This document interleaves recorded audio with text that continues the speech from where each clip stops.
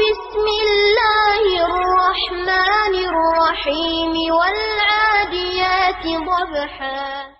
அஸ்ஸலாமு அலைக்கும் வரஹ்மத்துல்லாஹி வபரகாத்துஹு. அன்புக்குரிய சகோதரர்களே, சூனிய ஒப்பந்தம் இன்னையோட முடியுது. எல்லாம் ஒரே பரபரப்பு. என்ன ஆச்சு ஏதாச்சு, அகோரிமணி நாளைக்கு களிமா சொல்லிடுவாரா அப்படின்னு சொல்லிட்டு ஒரே போன் கால் வந்துகிட்டே இருக்கு. இப்போ நாட்கள் நெருங்கிட்டு இருக்கா, ஒவ்வொரு ஆளா போன போட்டு அகோரிமணி என்ற கேட்டதெல்லாம் வரிசையா ஒன்னா சொல்றாங்க.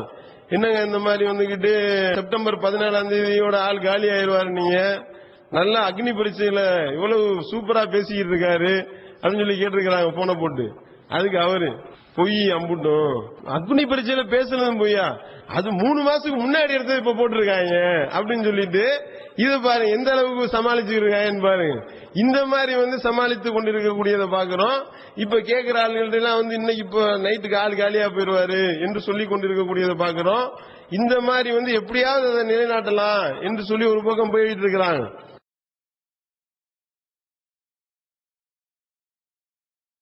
பதிலடி கொடுக்க விதத்துல அல்லாஹ் ஒரு மிகப்பெரிய ஒரு எழுச்சியை ஏற்படுத்தி கொண்டிருக்கின்றான்.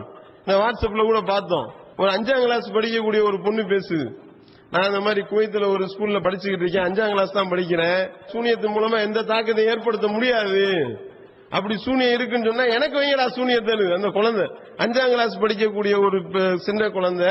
அஸ்ஸலாமு அலைக்கும் வரஹ்மத்துல்லாஹி வபரகாத்துஹு. அன்பான மக்களே, என் பெயர் ஜெசிமா. நான் குவைத்தில் இந்தியன் பப்ளிக் ஸ்கூலில் 5th ஸ்டாண்டர்ட் படிக்கிறேன். சூனியம் மூலம் யாருக்கும் எந்த பாதிப்பும் ஏற்படுத்த முடியாது. சவால் விடுகிறேன், முடிந்தால் எனக்கு செய்து பாருங்கள். சூனியக்காரன் வெட்டி போட மாட்டான், பாப்போம். சூனியக்காரன் எப்படி வந்தாலும் சரி ஒரு காலத்திலும் வெல்ல மாட்டான் என்று அல்லாஹ் கூறுகிறான். எனக்கு வைக்க சொல்லு சூனியத்தை என்று சொல்லக்கூடிய அளவிற்கு அல்லாஹ்வுடைய மகத்தான கிருபையை கொண்டு ஒரு மிகப்பெரிய சிந்தனை புரட்சி இந்த சூனிய பிரச்சாரத்தின் வாயிலாக ஏற்பட்டிருக்கின்றது அப்படின்றத நம்ம பார்க்கிறோம்.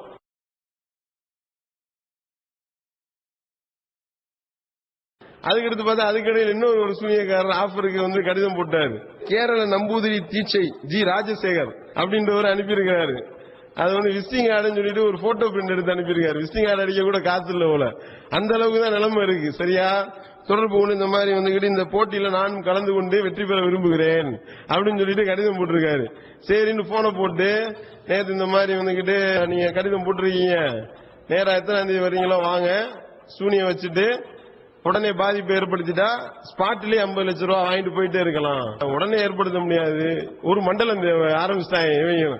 ஒரு மண்டலம் வேணும் அப்படின்னு முன்னாடியே மசூரா பண்ணியாச்சு. இந்த ஒரு மண்டலம் 2 மண்டலம் 3 மண்டலம் 144 நாள் 48 நாள் இந்த விளையாட்டுலாம் இங்க வேணாம். நாங்க ஆலோசனை பண்ணிட்டோம், முடிவு எடுத்துட்டோம். இப்போ உங்களுக்கு புதிய ஆஃபர். இப்போ என்ன, கையில காசு வாயில தோசை ஆஃபர். இப்ப என்னன்னா இந்த 48 மண்டலம் 48 நாள் இதெல்லாம் வேணாம். வந்தீங்கன்னா செய்ய வேண்டியது, பாதிப்பை ஏற்படுத்த வேண்டியது, கையில் 50 லட்சம் ரூபாய் வாங்கிட்டு போயிட்டே இருக்கலாம் அப்படின்னோனையும், அப்பனா இந்த போட்டிக்கு நான் வரல, நான் இதுல இருந்து விளைவிக்கிறேன் அப்படின்னு சொல்லிட்டு சொன்னாரு. சரி நான் கட் பண்ணியாச்சு. கட் பண்ணவனையும் திருப்பி என்ன நினைச்சானோ ஏன் நினைச்சாரோ தெரியல, திருப்பி போன் வருது. போன் பண்ணி இந்த போட்டியில நான் கலந்துக்கிறேன் அப்படின்றாரு. அப்படியா, ஒரு குறிப்பிட்ட தேதியில நான் வர்றேன். இப்ப முதல்ல நாளைக்கு 8 மணிக்கு நான் முதல்ல வந்துடுறேன். 8 மணிக்கு நம்ம எத்தனாம் தேதி இந்த பாதிப்பு ஏற்படும், 24 மணி நேரம் கரெக்டா, 24 மணி நேரத்துல ஆள் காலி, என்ன பாதிப்பை ஏற்படுத்திடுவேன், நான் அக்ரிமெண்ட் போட வர்றேன் அப்படின்னாரு. சரி 8 மணிக்கு வாங்கன்னு சொன்னோம். 8 மணிக்கு வர்றப்ப 2 பேரை கூட கூட்டிட்டு வரலாமான்னு கேட்டாரு. ஏன் கேக்குறீங்க அப்படின்னு. இல்ல 6 மணிக்கு மேல எனக்கு கண்ணு தெரியாது, 6 மணிக்கு மேல நான் குருடாயிருவேன், மாலக்கண்ணு நோய் இருக்கு, அதனால கூட ஒரு 2 பேர் வந்தாதான் கையில கூட்டிட்டு வருவாங்க என்னைய. அப்படியா சார், அப்ப சூனியத்தின் மூலமா உங்க கண்ணை உங்களால சரி பண்ண முடியாதோ, இந்த அளவுக்கு ஆளையே காலி பண்ற அளவுக்கு பண்ணிருக்கீங்களே அப்படின்னு சொல்லி கேட்டா, சூனிய பூஜைகளை சுயநலத்திற்கு பயன்படுத்த மாட்டேன் என்பதை நான் உறுதியா இருக்கிறேன் அப்படின்னாரு. சரி அப்படின்னா ஓகே, அப்ப பிரச்சனை இல்ல. அப்ப என்ன செய்யறேன்னா, ஒரு பிறவி குருடர் ஒருத்தவர் இருக்காரு, அவரை நான் கூட்டிட்டு வர்றோம், அவரை நீங்க சரி பண்ணுவீங்களா? ஓ அப்படி கேக்குறீங்களோ அப்படின்னு சொல்லி அப்பதான் யோசிக்கிறாரு. இப்படி கேட்டுப்பட்டாங்களே என்ன பதில் சொல்றேன். சரி நான் அதுவும் முயற்சி பண்ணி பாக்குறேன் அப்படின்னு சொல்லிட்டு கடைசியில இப்ப 8 மணிக்கு இன்னைக்கு வர்றேன்டாரா. இப்ப தினமுறை பேசுற அசர் தொழுகைக்கு முன்னாடி கால் வருது, அட்டன் பண்ணா 1:30 மணிக்கு அந்த தஞ்சை மாவட்டம் அணக்கால நின்னேன். இதுவரைக்கும் பஸ்ஸ காணோம். இவ்வளவு நேரம் ஆகியும் பஸ் வரல, எல்லாமே வந்து வேற வேற ரூட்ல சுத்தி போற வண்டியா இருக்கு, கொஞ்சம் வர லேட் ஆகும், நாளைக்கு வரவா அப்படின்னாரு. உங்களின் அனைத்து பிரச்சனையும் தீர்க்க மலையாள மாந்திராலயம் ஜோதிடர் திலகம் சித்தர்களின் அதி ரகசிய மந்திரம் கற்பிக்கப்படும். அதாவது வந்து ஜோதிடத்துல வந்து 20 வருஷம் டேலண்ட் இருக்கு. அவர் சொன்னது இந்த மாதிரி வந்து 3 வருஷமா கரைச்சு குடிச்சிருக்கிறேன் எல்லா வித்தைகளையும் அப்படிலாம் சொன்னாரு. இப்படிலாம் சொன்னீங்களாங்க, ஜோதிடம் தெரியும், எனக்கு எல்லாத்துமே தெரியும். நீங்க போறக்கூடிய சென்னைக்கு வர்ற பஸ் எத்தனை மணிக்கு வரணும் கூட உங்களுக்கு தெரியல, இத்தனை மணி நேரம் வெயிட் பண்ணிட்டு இருக்கீங்க, நீங்க என்னத்தை சூனி வைக்க போறீங்க அப்படின்னு கேட்டா, இல்ல சார் இந்த வண்டி வரும்னு எனக்கு தெரியல சார் அப்படின்றாரு. இதுதான் இவருடைய நிலைமையா இருக்கின்றது. இப்ப ஆளை கூப்பிட்டு நாளைக்கு வரேன்னு இருக்காரு, நாளைக்கு வர்றதுக்கும் பஸ் கிடைக்குதா என்னன்னு தெரியல. அதுக்கிடையில 6 மணி ஆச்சுன்னா டோட்டலா கண்ணு வேற போயிடும், அது வேற இப்ப நினைக்க வேண்டியது இருக்கு. இவர் எப்படி கூட ஆளுகளை கூட்டிட்டு வர்றாரா என்னன்னு தெரியல. இது ஒரு பக்கம் ஆஃபர் இப்படி ஓடிக்கிட்டு இருக்கு.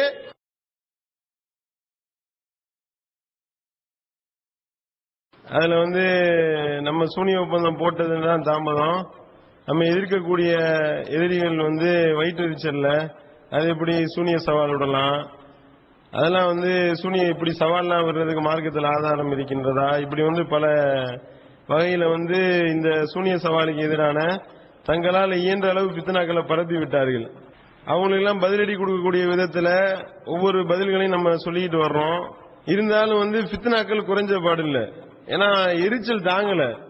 அந்த எரிச்சலுடைய உச்சத்துல என்னத்தையாவது சொல்லிக்கிட்டு இருந்தா கொஞ்சம் அவங்களுடைய எரிச்சல்ல கொஞ்சம் தண்ணி ஊத்திக்கலாம் சொல்லிட்டு அவங்க ஒரு அற்ப ஆசையில் அற்ப சுகத்தை அவர்கள் பெற்றுக் கொண்டிருக்கின்றார்கள். இந்த எரிச்சல்ல மேற்கொண்டு எரியிற நெருப்புல எண்ணெய் ஊத்துறன்னு சொல்லுவாங்கல்ல, இப்ப எரியிற நெருப்புல பெட்ரோலையே ஊத்தி இருக்கின்றார்கள். நேற்று பாத்தீங்கன்னா சன் டிவில வந்து இதுக்குன்னே சிறப்பு நிகழ்ச்சி வேற, சிறப்பு தொகுப்பு.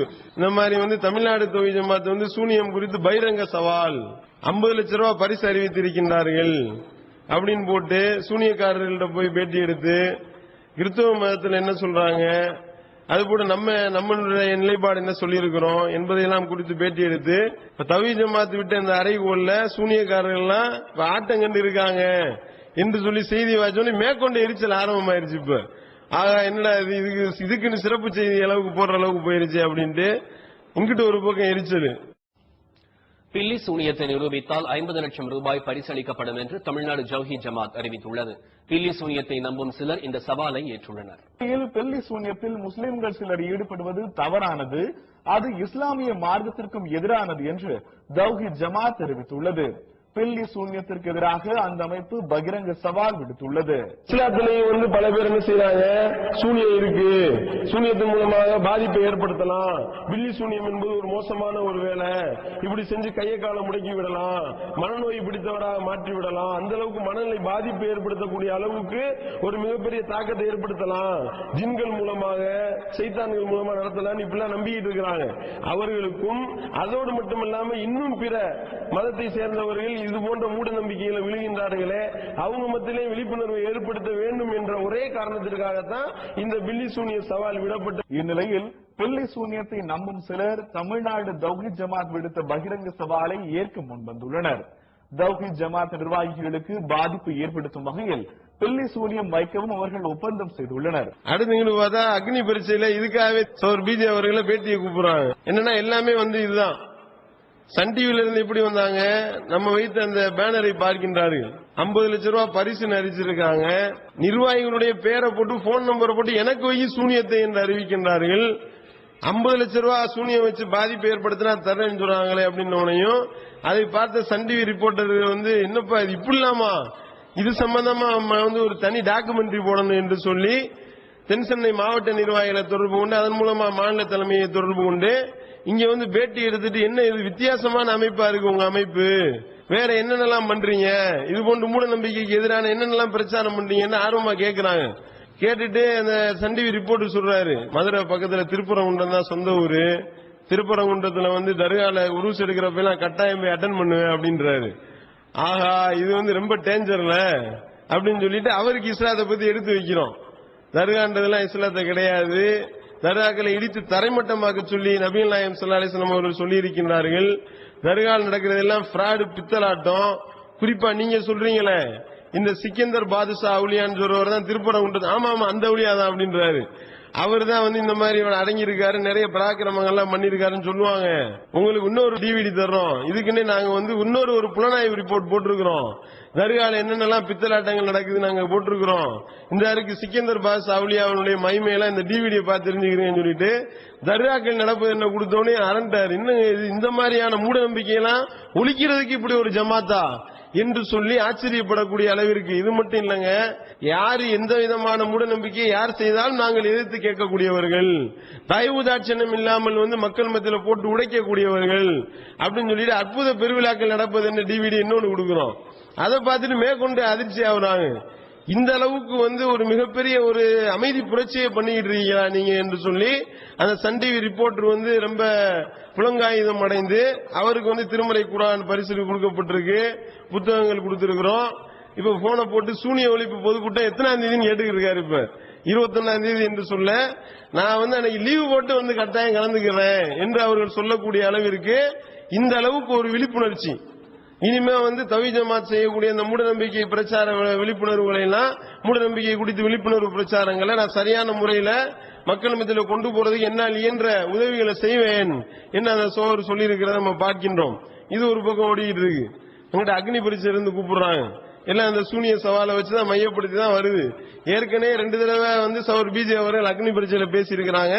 இது குறித்து தனியா பேசுவதற்கு அழைத்து அது ஒரு பெரிய நீண்ட ஒரு பேட்டியை எடுத்து இந்த அளவிற்கு வந்து ஆய்வு செய்து கொண்டிருக்கின்றார்களா, இந்த அளவுக்கு நம்மை கண்காணித்துக் கொண்டிருக்கின்றார்களா, இந்த அளவிற்கு நம்முடைய செய்திகள் மக்களிடத்தில் சென்று சேர்ந்திருக்கின்றதா என்பதை நாம வந்து உரசி பார்க்கக்கூடிய ஒரு உரைகளாக அந்த அக்னி பரீட்சை நிகழ்ச்சி அமைந்திருக்கிறத நம்ம பார்க்கின்றோம். சூனிய வை 50 லட்சம் ரூபாய் தர்றேன் அப்படின்னு சொல்லும் பொழுது யாராவது வரதான் செய்வாங்க. அந்த 50 லட்சம் எங்க இருந்து வருது? 50 லட்சம் இல்ல, அது கொடுக்க போறதுல கொடுக்கறதுனால வராது. அங்கிட்டு தனியா எரிச்சல் தாங்கல. எதிர்க்கக்கூடியவர்கள் எங்கிட்ட பிஜே வந்து அது பண்ணணும் இது பண்ணணும், எப்படி பிஜே வந்து முஸ்ரிகா போயிட்டாரு என்னத்தையாவது நீ சொல்லிக்கிட்டு இருக்க. இங்க சொல்ல சொல்ல அல்லாஹ் கொடுக்கறான் பதிலடி. அல்லாஹ்வுடைய மகத்தான கிருபையை கொண்டு இதுக்கு நாங்க ஒன்னும் பேசல. அல்லாஹ் கொடுக்கறானா, ஒவ்வொன்றுக்கு அடி கொடுத்துக்கிட்டு இருக்கானா இல்லையா, கண்கூடாக நாம கண்டு கொண்டு வந்து கொண்டிருக்கின்றோம். அந்த அடிப்படையில் பார்த்தா அந்த அக்னி பரீட்சை நிகழ்ச்சிக்காக மக்கள் மத்தியில் உண்டான வரவேற்பு பேஸ்புக்ல பாத்தீங்கன்னா அந்த காங்கிரசினுடைய ஒரு சகோதரி எழுதியிருக்கிறாங்க, இந்த மாதிரியான ஒரு நிகழ்ச்சி இதுவரைக்கும் நான் பார்த்தது இல்ல, அது நெஞ்சம் கனத்தது, இப்படி வந்து ஒரு சமுதாயம் வந்து கட்டம் கட்டப்படுதா என்பது குறித்து நான் வந்து இவ்வளவு இதாயிருச்சு எனக்கு என்று சொல்லி நாம வைத்த நியாயமான கேள்விகள் அவங்களுடைய உள்ளத்தை தட்டி இருக்கின்றது. அதே மாதிரி விஸ்வநாதன் ஒருத்தவர் எழுதுறாரு. இது போன்று பாத்தீங்கன்னா ஒரே புதிய தலைமுறையிலிருந்து போன் வருது, ஒரே போன் காலில் 2 நாளா வந்து அக்னி பரீட்சை நிகழ்ச்சி சம்பந்தமா தான் போன் காலில் வந்துகிட்டு இருக்கு. இப்படிப்பட்ட ஒரு இன்டர்வியூ நான் இதுவரையும் கேட்கல என்று சொல்லி பிரமத சகோதரர்கள் அந்த புதிய தலைமுறைக்கு தொலைபேசியில தொடர்பு கொண்டு தங்களுடைய கருத்துக்களை பதிவு செய்கிறார்கள் என்று சொல்லி அந்த சகோதரர் நம்ம தொலைபேசி வழியாக தகவல் கொடுக்கக்கூடிய ஒரு நிலைமையை பார்க்கிறோம். இங்கிட்ட எரிச்சல் தாங்கல, மேற்கொண்டு எரிக்கிட்டே போகுது. இது போன்று இவர்கள் என்னென்னலாம் எதிர்த்து வந்து பிரச்சாரங்களை செய்தார்களோ அது எல்லாத்துக்கும் பதிலடி கொடுக்கிற விதத்துல அல்லாஹ் ஒரு மிகப்பெரிய ஒரு எழுச்சியை ஏற்படுத்திக் கொண்டிருக்கின்றான்.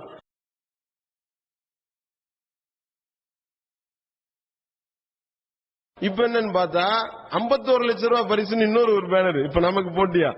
அதாவது வந்து என்னன்னா என்னத்தையா இவங்க செய்யறாங்க டோட்டலா சண்டியில் அது வந்து என்னன்னையும் இப்படி மனநிலை பாதிக்கப்பட்டு என்னத்தையாவது ஒண்ணு செஞ்சுக்கிட்டே இருக்கணும். இவங்களுக்கு எதாவது முடிவு பண்ணிட்டாங்க. இப்ப என்ன செஞ்சிருக்காங்க, முதல்ல ஒண்ணு அடிச்சாங்க, என்ன போஸ்ட் அடிச்சாங்கன்னா அந்த சுன்னத்துல் ஜமாத்துன்னு சொல்லிட்டு போர்வையில் இருக்கக்கூடிய பரலவிகள் அவுலியாக்கள் இடத்துல போய் பிரார்த்தனை செய்யணும் என்று சொல்லக்கூடியவர்கள், தர்கால போய் முட்ட வேண்டும் என்று சொல்லக்கூடியவர்கள், தர்காவை போய் வணங்கி வழிபடலாம் என்று சொல்லக்கூடியவர்கள் போஸ்ட் அடிக்கிறாங்க. இந்த மாதிரி சூனியத்தை செய்ய சொல்லி 50 லட்சம் ரூபாய் அவர் வந்து போட்டிக்கு விட்டுருக்காரு, 50 லட்சம் ரூபாய் பகிரங்க அறைகோல் விட்டுருக்காரு. இப்படி வந்து சூனியத்தை செய்ய சொல்லி மக்களை காவிராக அவர் தூண்டுகின்றார். இப்படி ஈமானை இழப்பதற்கு 50 லட்சமா, மக்களை அறிந்து கொள்ளுங்கள் அப்படின்னு போட்டு சூனியம் செய்வது மிக பெரும் பாவம். ரசூல் ஸல்லல்லாஹு அலைஹி வஸல்லம் சொன்ன ஹதீஸெல்லாம் போட்டு நம்ம பிரச்சாரத்தை அவங்க செய்யறாங்க. அதாவது சூனியம் நீ செஞ்சிடாத, மிக பெரும் பாவம், ஷிர்கு, சூனியம், கொலை, வட்டி, இது போன்ற அந்த மேல் பெரும் பாவங்கள்ல சூனியமும் வருது, சிகரும் வருது. இதை செய்யக்கூடியவர்கள் எல்லாம் வந்து காபீர்கள் அப்படின்னு சொல்லிட்டு நம்ம அடிக்க வேண்டிய போஸ்ட் அவையை அடிச்சு ஒட்டிக்கிட்டு கிடக்குறாங்க. அதோட நம்ம மக்கள் என்ன பண்ணிட்டாங்க, அந்த போஸ்ட் பக்கத்திலேயே போய் இப்படி சுன்னத் ஜமாத்துடைய ஆலிம் சாக்கள்லாம் நிறைய சூனியம் பண்ணிட்டு இருக்கிறாங்க, அவங்க எல்லாம் வந்து மா பாவிகள் என்று ஒப்புக்கொண்ட சுன்னத் ஜமாத்திற்கு நன்றி அப்படின்னு சொல்லி போஸ்ட் வச்சு விட்டனோனையும் இப்ப கமாண்ட்ல என்ன வருதுன்னா இதுதான் சொந்த காசுல சூனியம் வைக்கிறதா அப்படின்னு சொல்லிட்டு கீழே கமாண்ட் போட்டுக்கிட்டு இருக்கிறாங்க. சூனியத்துல நம்பிக்கை இல்லாட்டினாலும் இல்லடா நீங்க அடிச்ச போஸ்ட் உங்களுக்கு எதிராக ஆகி போச்சப்பா அப்படின்னு சொல்லிட்டு போயிட்டு இருக்கிற நாம பாக்குறோம். அவங்களே என்ன செஞ்சாங்கன்னா நாங்க உங்களோட விவாதிக்க தயார், சூனியம் குறித்து விவாதிக்க தயார் என்று சொல்லி ஷேக் அப்துல்லா ஜமாலி பரலவி குரூப்பினுடைய கிளை, அது கோயம்புத்தூருடைய கிளை, அங்கிருந்து ஒரு கடிதம் வந்துருந்துச்சு. உடனே நம்ம என்ன பண்ணோம், சரி இந்த விவாத அறிவுகளை நாங்க ஏற்றுக்கிறோம். ஏற்கனவே 60 தலைப்புல விவாத ஒப்பந்தம் போட்டோம். 60 தலைப்புல 4 தான் பேசணும்னு நிக்குது, மீதி 56 பெண்டிங்ல இருக்கு. இப்ப என்ன செய்வோம், அந்த 60+1 இந்த 61 மொத்தமா எல்லாத்தையும் பண்ணிக்கிறோம் வாங்க அப்படின்னு சொல்லி தயாரா இருக்கிறோம். கடிதத்தை போட்டவனையும் அச்சோ மறந்திருந்த ஞாபகப்படுத்திட்டாங்களா இவங்க 56 சொல்லிட்டு கூட ஒன்னையும் சேர்த்து விட்டு ஏற்கனவே 56 ஓடி ஒளிஞ்சு ஆளு வந்து ஓடி போன ஜமாலி அதோட அப்ஸ்டாண்டிங் ஆனவர் தான். இதுவரைக்கும் அந்த விவாதத்தை பத்தி மூச்சு விடல. காரணம் என்னன்னா வாங்கினடி அப்படிப்பட்ட அடி போட்டு கிளிப்பிங்கா போட்டு போட்டு போட்டு போட்டு அவர் பேசுறதுக்கு அவர் மாற்றமா உளர்னதே எடுத்து போட்டா என்ன ஆகும், இதுக்கு மேல தாங்காதுன்னு சொல்லி ஓடினவரை மேற்கொண்டு ஞாபகப்படுத்தி கடிதத்தை போட்டீங்களப்பான்னு சொல்லி திட்டிருப்பாரு போல. இப்ப என்ன போச்சுன்னா நம்ம வந்து தப்பிச்சு ஓடிட்டோமா விவாதத்துல இருந்து. யாரு தப்பித்து ஓடுனா, விவாதத்துக்கு தயாரு போட்ட 56 தலைப்பு பெண்டிங் இருக்கு, அதோட சேர்த்து இந்த ஒன்னையும் சேர்த்து போடு, 57 தலைப்புல விவாதம் பண்ணுவோம் என்ற அறிவுகோள் விட்டு நாங்க உங்களோட விவாதிக்க தயாராக இருக்கின்றோம் என்று சொல்கின்றோம். நம்ம விவாதத்திலிருந்து ஓடுறோம் அப்படின்னு சொல்லிட்டு இப்ப என்னவா வேற ஒரு பேனர் ஏற்றி வச்சிருக்காங்க. அது என்ன பேனர் அப்படின்னா, அதான் வந்து பிஜே வந்து சூனிய பிரச்சாரத்துல பொய் சொல்லிட்டாரு. என்ன பொய் சொன்னாரா, இந்த மாதிரி வந்து 3570வது ஹதீஸ்ல ரசூல் ஸல்லல்லாஹு அலைஹி வஸல்லம் அவர்கள் நபியாருக்கு முன்னாடி மிகராஜ் பயணம் அழைத்து செல்லப்பட்டதாக கூறப்பட்டுள்ளது. முன்னாடி வந்து போனாங்கன்னு சொல்லிட்டு ஒரு செய்தியில பிஜே வந்து சொன்னார். நபியாரதுக்கு முன்னாடி எப்படி போயிருப்பாங்க என்று சொல்லி ஒரு லாஜிக்கை கேட்டு இது வந்து இட்டுக்கட்டப்பட்ட செய்தியா தான் இருக்கும். ஏன்னா நபியானதுக்கு அப்புறம் தானே மகராஜ், முன்னாடி எப்படி இருக்கும், வகி அருளப்படுவதற்கு முன்னாடி போனாங்கன்னு எப்படி வரும் என்று சொல்லி கேள்வியை கேட்டிருந்தார். அது பொய். இது வந்து பிஜே சொன்னது பொய். இதை நிரூபிச்சுட்டு 51 லட்சம் ரூபாய் பரிசு தர்றோம் அப்படின்றாங்க. அந்த இதுல வர்ற அந்த அரபு வாசகத்தோட தான் பிஜே சொன்னார். கப்ல யூஹா இலை வகி அறிவிக்கப்படுவதற்கு முன்னாடி என்று சொல்லி பிஜே வந்து அந்த அரபு வாசகத்தோட தான் சொல்லி மேற்கோள் காட்டினாரு. இப்ப எடுத்து காமிச்சாச்சு. இப்ப இந்த இருக்குண்டு 51 லட்சம் ரூபாய் இப்ப தமிழ்நாடு தவிர பேங்க் அக்கௌண்ட்ல இப்ப போட்டு விடணும். இப்போ இல்லாட்டினா இப்ப என்ன நேரடி ஆள்கள் அனுப்பி கேட்போம் என்பதை அவர்களுக்கு கூடுதல் ஒரு தகவலாக சொல்லிக் கொள்கின்றோம். இந்த மாதிரி பாத்தீங்கன்னா எரிச்சல் தாங்க முடியாம என்னத்தையாவது இவர்களுக்கு எதிராக வந்து நாம வந்து இப்படி பொய்களையும் புழுகு மூட்டைகளையும் கட்டவிழ்த்து விடுவோம் அப்படின்னு சொல்லி இவங்க அவிழ்த்து விட்டுக்கிட்டு இருக்காங்க. இவங்களுக்கு எதிராக எல்லாத்துக்கும் சேர்த்து ஒரே ஒரு செய்தியை மட்டும் சொல்லிக்கிறோம்.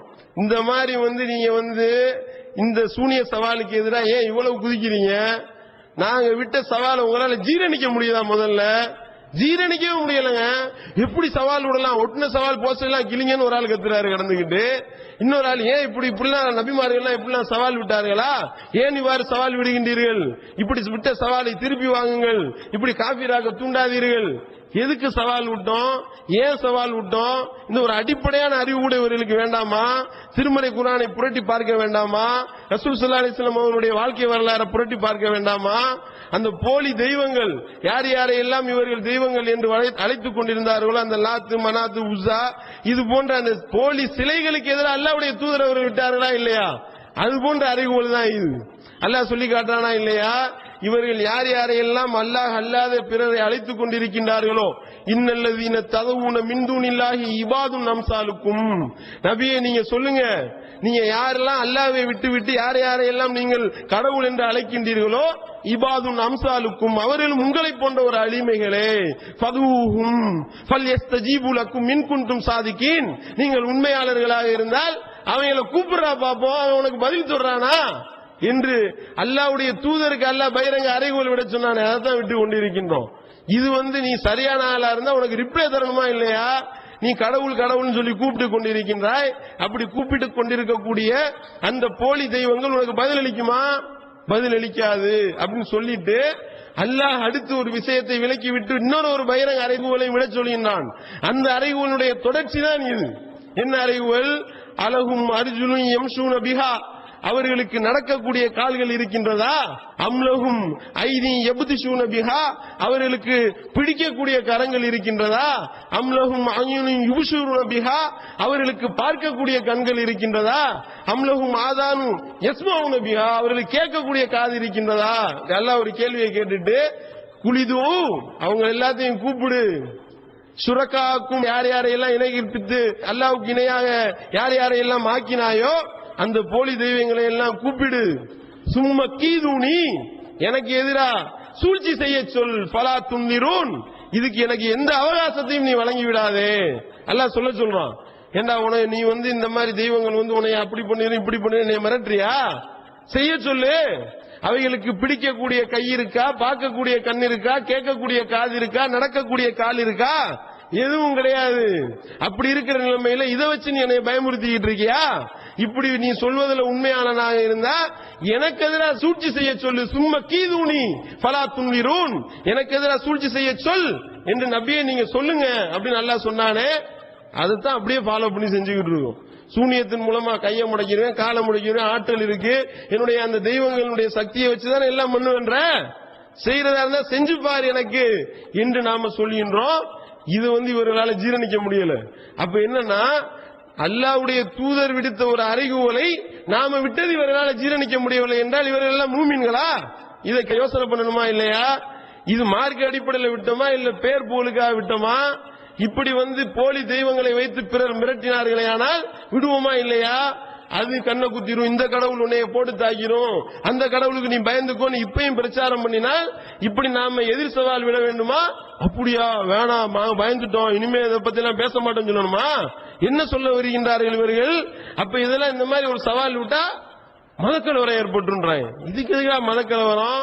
லா இலாஹ இல்லல்லான்ற அந்த திருக்கலிமாவை சொல்றோமே, இதை சொன்னா மதக்கலவரம் சொன்னாலும் சொல்லுவாங்க நாளைக்கு. காரணம் என்ன? அல்லாஹ்வை தவிர வேற யாரும் இறைவன் இல்ல, இதை சொல்லிடாத மதக்கலவரம் வந்துடும். ஏன்னா எல்லாரும் பல ஆட்களை கடவுள் சொல்லிட்டு இருக்கானா இல்லையா என்று சொன்னாலும் சொல்வார்களா இல்லையா?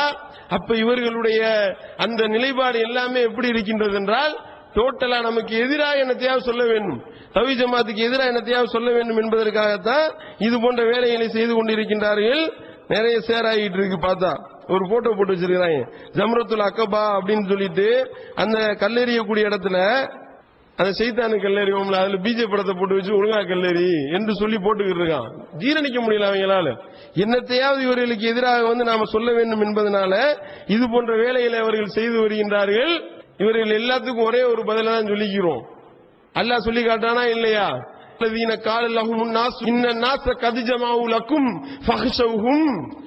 மக்கள் எல்லாம் சொன்னாங்க, எல்லா மனிதர்கள் எல்லாம் உங்களுக்கு எதிராக திரும்பி விட்டார்கள், நீங்க பயந்துக்கிறீங்க, எல்லாம் ஒன்னாயிட்டான் என்று சொன்னார்கள். அப்படி சொன்னது ஃபஸாதஹும் ஈமானா, அது அவர்களுடைய ஈமானை இன்னும் அதிகரிக்க செய்தது.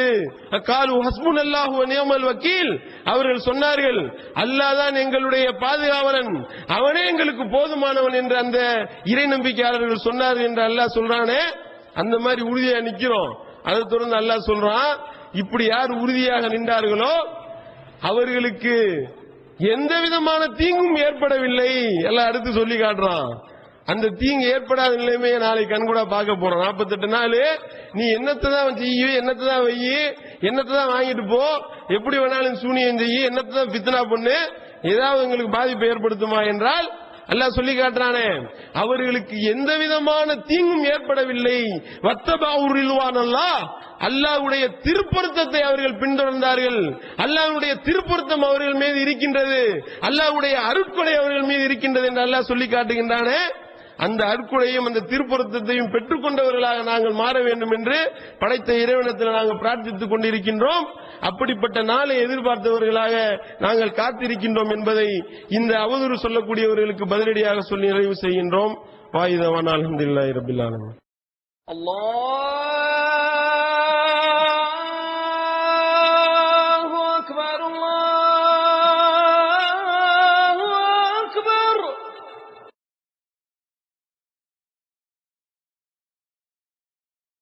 இந்த மாதிரி பாத்தீங்கன்னா எரிச்சல் தாங்க முடியாம என்னத்தையாவது இவர்களுக்கு எதிராக நாம இப்படி பொய்களையும் புழுகு மூட்டைகளையும் கட்டவிழ்த்து விடுவோம் அப்படின்னு சொல்லி இவங்க அவிழ்த்து விட்டுக்கிட்டு இருக்காங்க.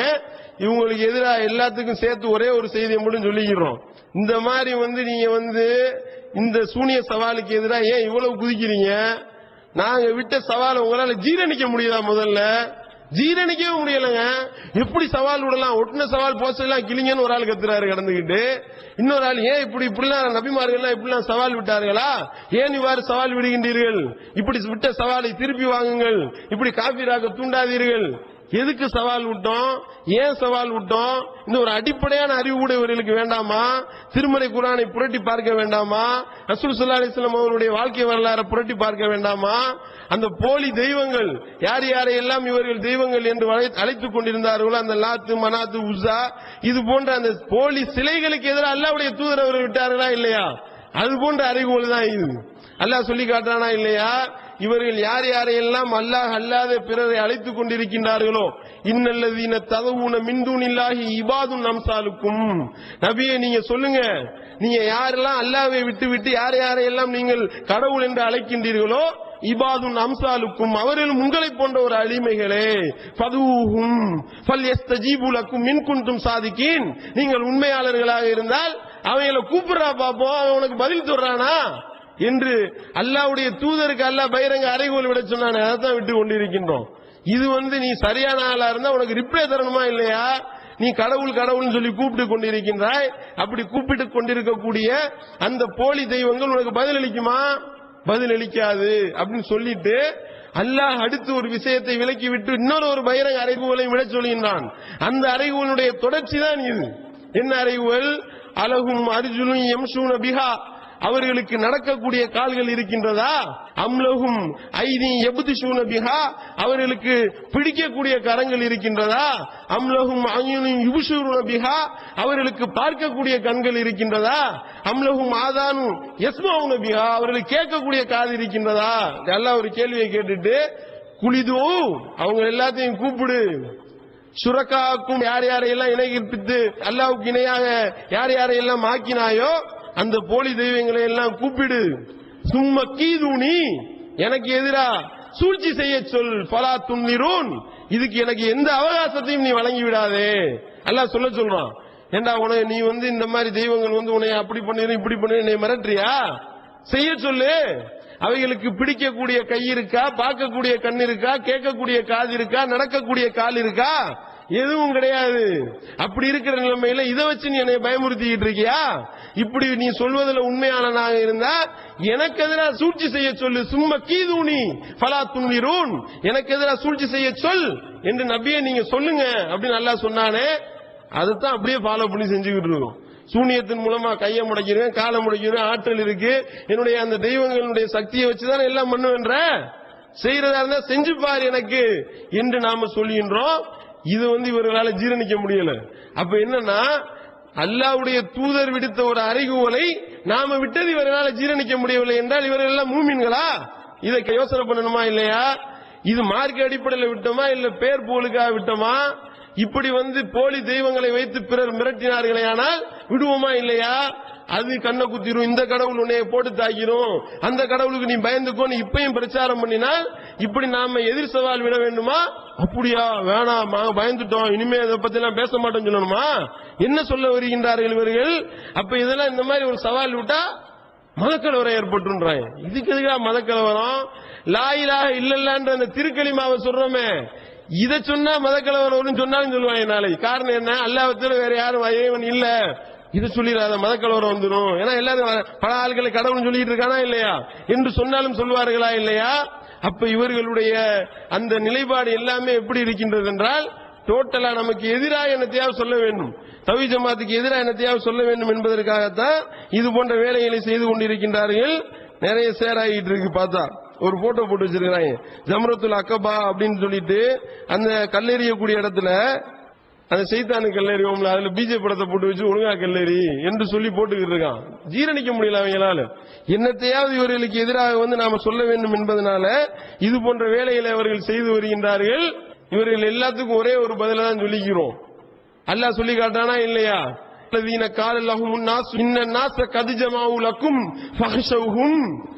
மக்கள் எல்லாம் சொன்னாங்க, எல்லா மனிதர்கள் எல்லாம் உங்களுக்கு எதிராக திரும்பி விட்டார்கள், நீங்க பயந்துக்கிறீங்க, எல்லாம் ஒன்னாயிட்டான் என்று சொன்னார்கள். அப்படி சொன்னது ஃபஸாதஹும் ஈமானா, அது அவர்களுடைய ஈமானை இன்னும் அதிகரிக்க செய்தது. காலு ஹஸ்புனல்லாஹு வ நிஅமல் வக்கீல், அவர்கள் சொன்னார்கள் அல்லாஹ் தான் எங்களுடைய பாதுகாவலன், அவனே எங்களுக்கு போதுமானவன் என்று அந்த இறை நம்பிக்கையாளர்கள் சொன்னார்கள் என்று அல்லாஹ் சொல்றானே. அந்த மாதிரி உறுதியா நிக்கிறோம். அதை தொடர்ந்து அல்லாஹ் சொல்றான், இப்படி யார் உறுதியாக நின்றார்களோ அவர்களுக்கு எந்த விதமான தீங்கும் ஏற்படவில்லை. எல்லாம் அடுத்து சொல்லி காட்டுறான். அந்த தீங்கு ஏற்படாத நிலைமையை நாளை கண்கூடா பார்க்க போறோம். 48 நாள் நீ என்னத்தை தான் செய்ய, என்னத்தை தான் வை, என்னத்தை தான் வாங்கிட்டு போ, எப்படி வேணாலும் சூனியம் செய்ய, என்னத்தை தான் பித்தனா பண்ணு, ஏதாவது உங்களுக்கு பாதிப்பை ஏற்படுத்துமா என்றால் அல்லாஹ் சொல்லி காட்டுறானே, அவர்களுக்கு எந்த விதமான தீங்கும் ஏற்படவில்லை. வத்தபாவுரில்வான் அல்லாஹ், அல்லாஹ்வுடைய திருப்பொருத்தத்தை அவர்கள் பின்தொடர்ந்தார்கள். அல்லாஹ்வுடைய திருப்பொருத்தம் அவர்கள் மீது இருக்கின்றது, அல்லாஹ்வுடைய அருட்கொடை அவர்கள் மீது இருக்கின்றது என்று அல்லாஹ் சொல்லி காட்டுகின்றானே. அந்த அருட்கொடையும் அந்த திருப்பொருத்தத்தையும் பெற்றுக் கொண்டவர்களாக நாங்கள் மாற வேண்டும் என்று படைத்த இறைவனத்தில் நாங்கள் பிரார்த்தித்துக் கொண்டிருக்கின்றோம். அப்படிப்பட்ட நாளை எதிர்பார்த்தவர்களாக நாங்கள் காத்திருக்கின்றோம் என்பதை இந்த அவதூறு சொல்லக்கூடியவர்களுக்கு பதிலடியாக சொல்லி நிறைவு செய்கின்றோம். வாயிதவான் அல்ஹம்துலில்லாஹி ரப்பில் ஆலமீன். அல்லாஹ்